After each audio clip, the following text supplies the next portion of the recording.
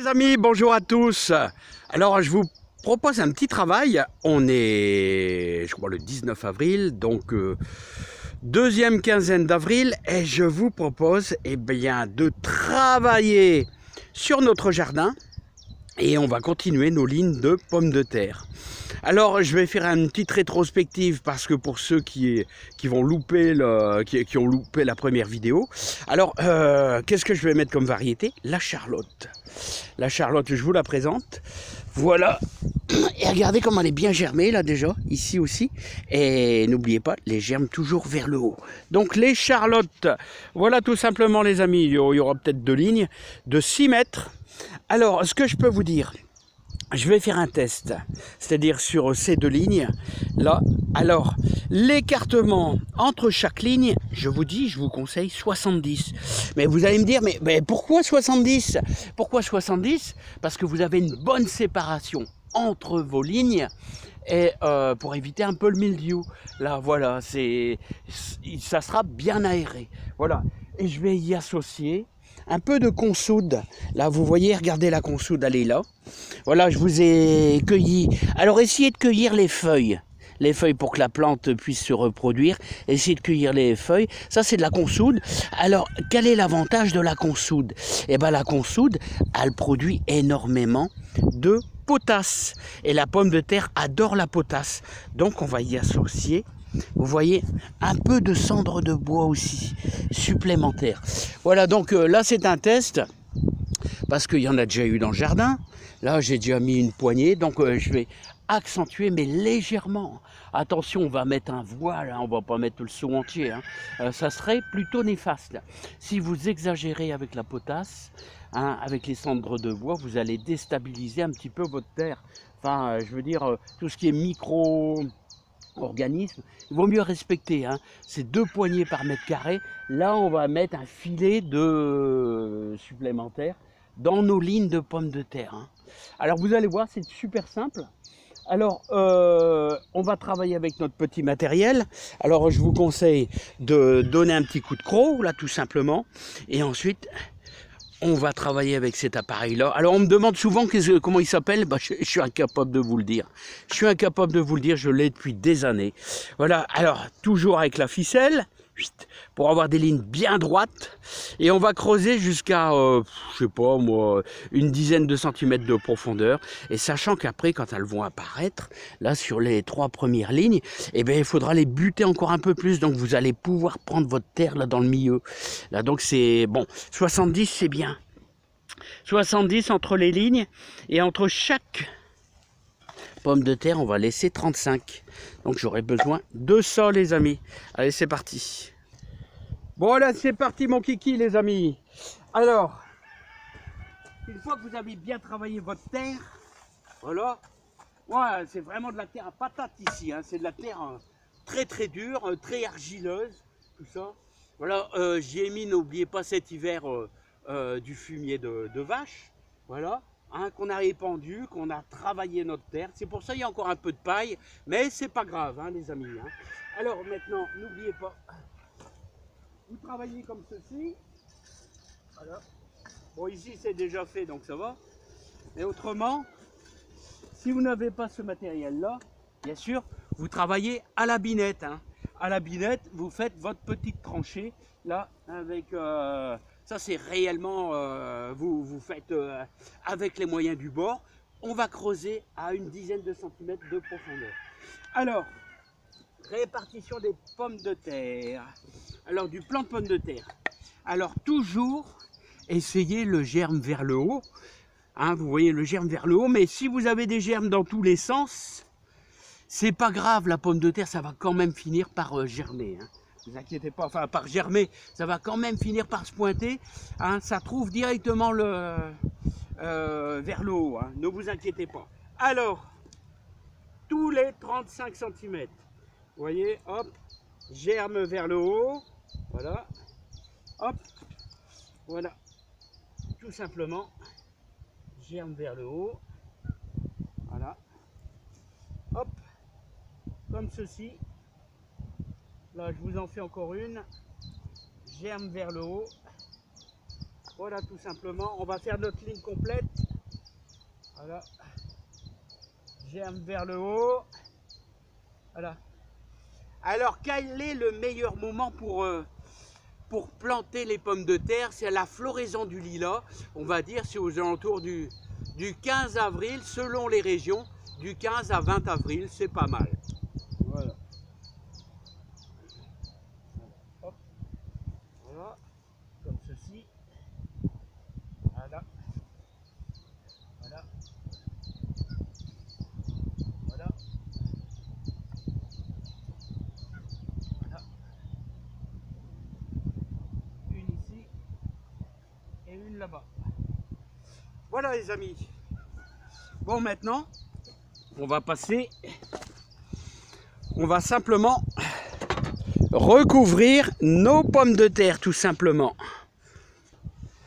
Mais non, Philippe, on va pas recouvrir. Voilà, j'ai oublié l'essentiel, bien sûr, de mon test. On va y mettre un petit peu de cendre de bois à la volée, comme ça. Voilà, voilà, voilà.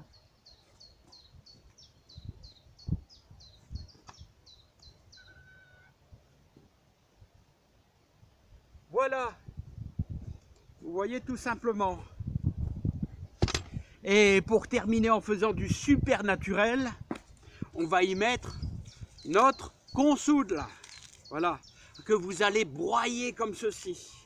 Vous savez, il y a un truc qui est riche aussi en potasse. Si vous avez belle de récupérer des feuilles de pissenlit, c'est pas mal aussi. Alors moi, je vais mettre à côté de mes pommes de terre un petit peu de feuilles comme ceci. Voilà, tout simplement. Voilà, voilà.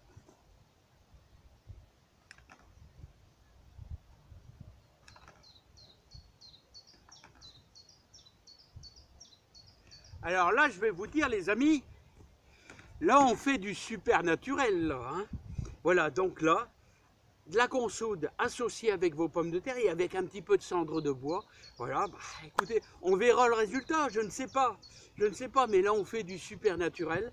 Et à la base, il y a, comme je vous dis, du fumier de cheval. Alors, avant de refermer, je vais décaler. Voilà, de 70. Et vous voyez, regardez, hop, on va décaler. Tout simplement. De 70.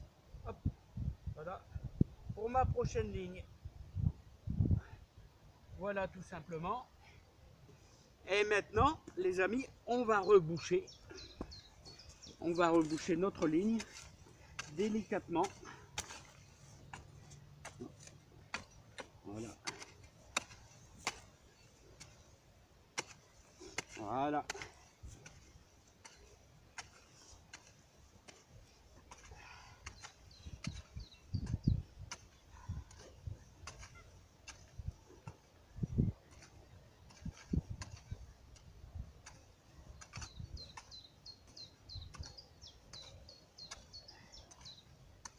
Voilà.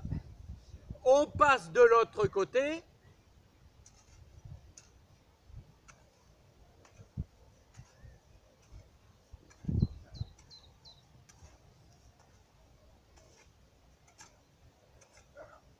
Voilà.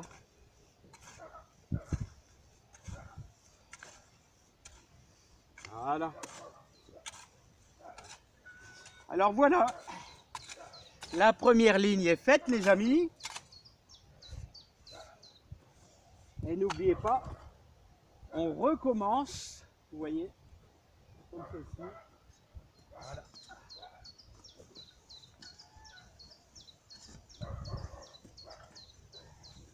Regardez comment ça va bien là.